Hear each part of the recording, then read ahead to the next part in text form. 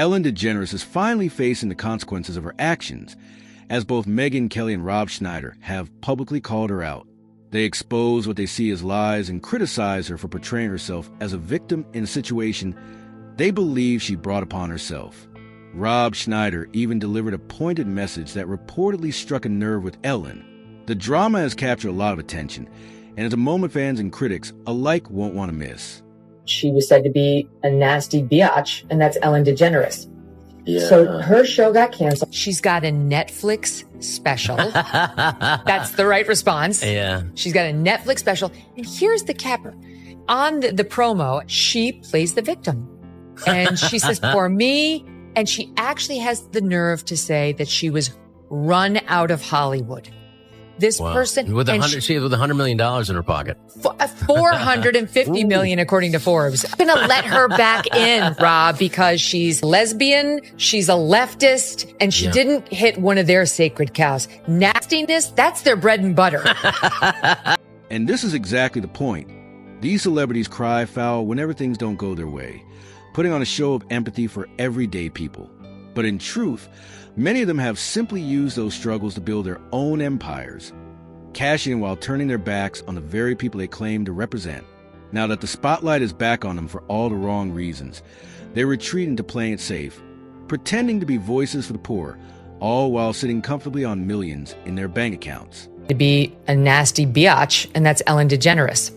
Yeah. So her show got canceled after she had this testy exchange with Dakota Johnson, where something happened where Dakota said, "Oh, I had this birthday party," and Ellen said, "Well, why didn't you invite me? You didn't invite me." And she said, "No, I did invite you, Ellen. That's not what happened." And Ellen had blown her off and then tried to play the victim on the set with her. Anyway, it led to article after article of people being like, "Ellen's a bitch. Ellen is a nasty person." And all these staffers started to come out, not for nothing, but I know a guy, I know him very well, whose sister worked for her, who said, "You were not allowed to make eye contact with Ellen in the halls of that show. If you saw her, this is not a nice person." So she eventually got canceled, but now she's coming back. She's got a Netflix special. That's the right response. Yeah. She's got a Netflix special. And here's the capper. On the promo, and apparently there's now articles out about from people who have seen the preview, she plays the victim. And she says, "For me," and she actually has the nerve to say that she was run out of Hollywood. This person she was with $100 million in her pocket. $450 million, according to Forbes. That's a low estimate. Yeah. Because so now she's out there saying, "I was run out of Hollywood." She's actually reportedly complaining about how hard it is for women in America with the double standards. Look at Oprah, how hard it is for her. Oh, she's got, 10 houses, Ellen DeGeneres? Michelle Obama, look how hard it is for women in America. They're hurting. They're going to let her back in, Rob, because she's a lesbian, she's a leftist, and she didn't hit one of their sacred cows. Nastiness, that's their bread and butter. This is exactly what I'm talking about. Playing the victim while living in luxury. These celebrities act like they care about the struggles of everyday people, but in reality, they've only focused on building wealth for themselves, ignoring everyone else on their way to the top. Now that they've been exposed, they flip the script, suddenly pretending to care, speaking about the poor while lounging in their mansions with millions in the bank. It's all just a performance, and not a convincing one. So, I have been posting my thoughts and my stance on this, but I haven't spoken directly because I don't know what to say. I am so sad and I am so angry, and I know I'm not going to say the right thing. I know that there are going to be a lot of people who are going to be in disagreement with what I say, but I have a platform and I have a voice, and I have always stood for equality. I have always wanted to be the voice for people who felt like they didn't have a voice, because I know what that feels like. And maybe you don't agree with how it's coming out, but you have to understand it, and then we can heal it. I'm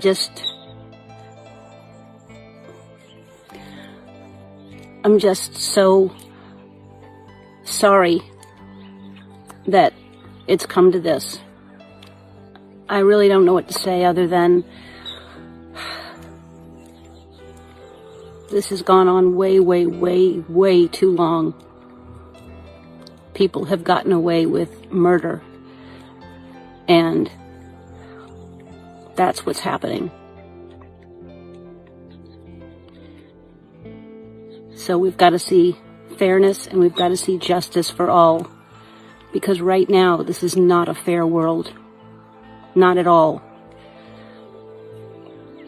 I don't know if it will ever be completely fair, but we have a long way to go to even get close to being fair.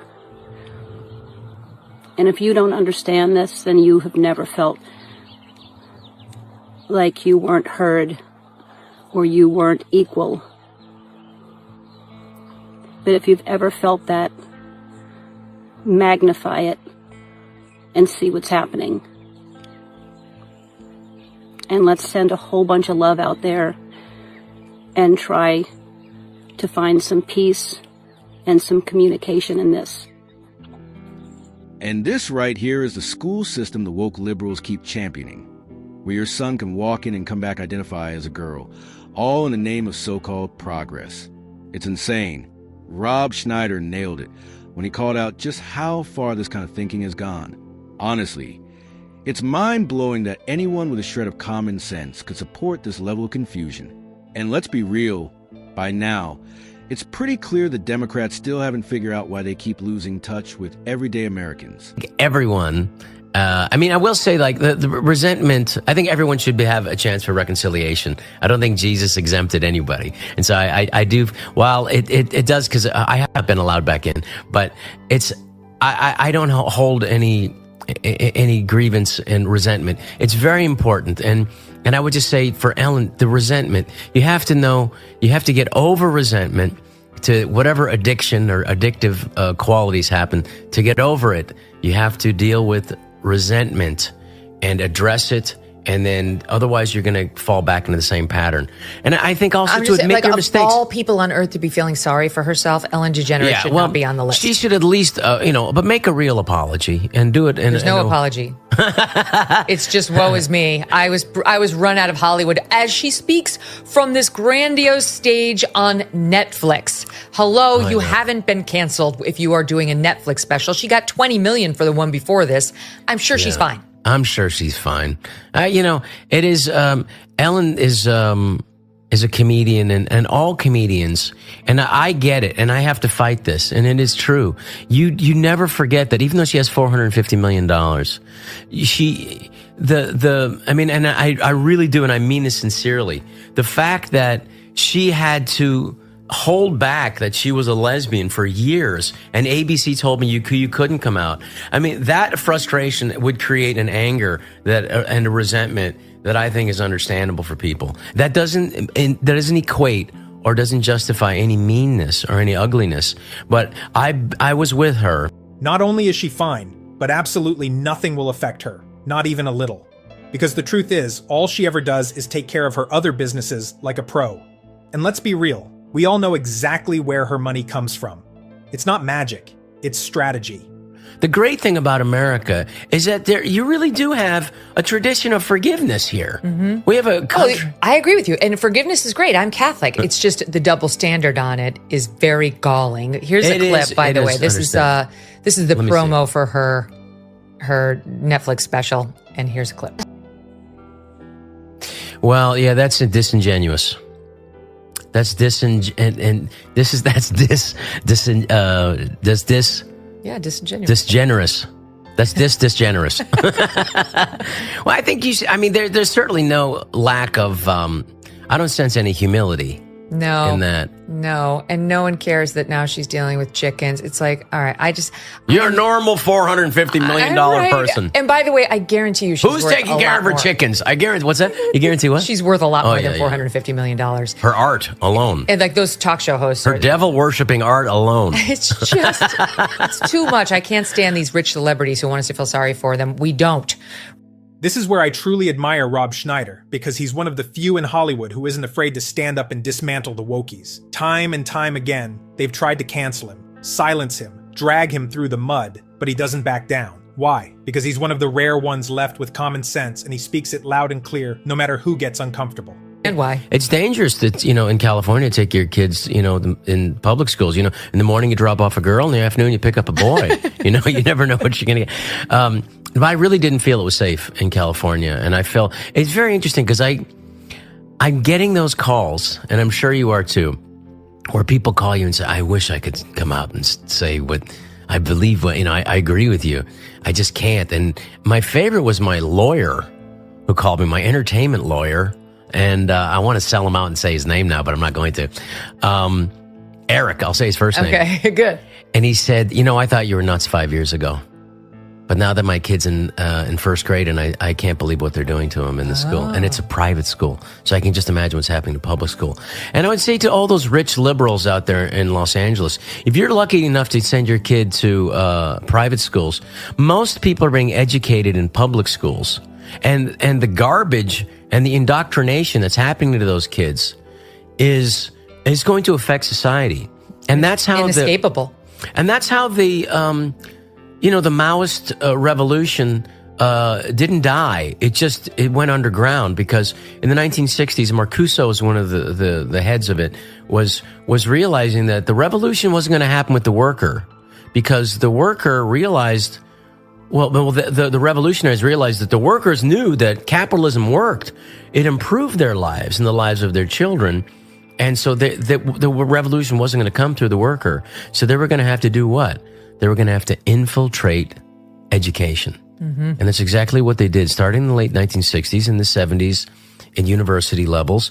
One of them was Kamala Harris's dad. Yeah, who was an avowed Marxist. An avowed Marxist teaching Marxism at Stanford. And that was when it was ideologically cute. Well, let's include this. But what really was happening, it was this indoctrination was spreading out to where by 1990, it was getting into K through 12. And then by 2010, it's why the Democrats lost in just a few seconds. The Democrats still seem confused as to why they lost this election. They want to think it has something to do with misogyny or racism. Well, let me clear it up for those still bewildered Democrats. You lost because you tried to tell the American people that the economy was great when they couldn't afford to buy groceries. You lost because you ran a moron in place of a president you knew was a corpse attached to a car battery. You lost because you lied about January 6th, calling it worse than Pearl Harbor or 9/11. You lost because men can't have babies, women don't have, and free speech isn't a privilege like a driver's license. It's a God-given right guaranteed by our Constitution. You hear the story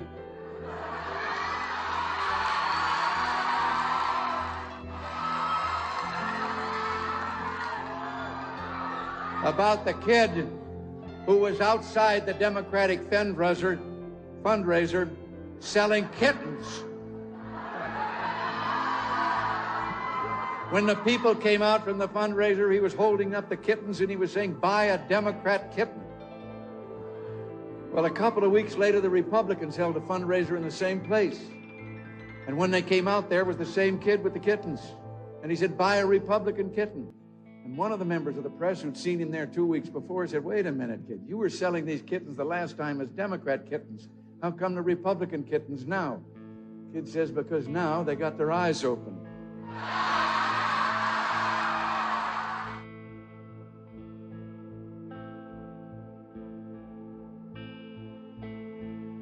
Thanks for watching, but before you go, you gotta check out this next video.